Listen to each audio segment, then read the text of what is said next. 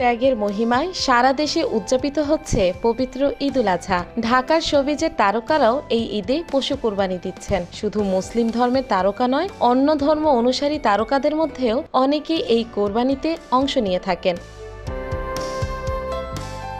এবার চিত্রনায়িকা অপু বিশ্বাসও কোরবানি দিয়েছেন। ছেলে আব্রাহাম খান জয়ের নামে সাদা রঙের একটি ছাগল কোরবানি দিয়েছেন এই নায়িকা।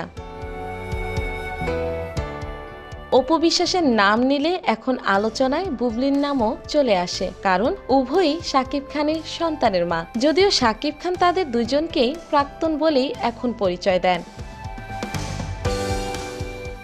অপরদিকে প্রতিবারের মতো এবারও বুবলি কোরবানি দিয়েছেন। নায়িকার ভাষ্য, কোরবানির ঈদ তো আমাদের সবচেয়ে বড় ধর্মীয় উৎসব। ত্যাগের মহিমায় সারা দেশে উদযাপিত হবে ঈদ। প্রসঙ্গত, এবারের ঈদে অপু বিশ্বাসের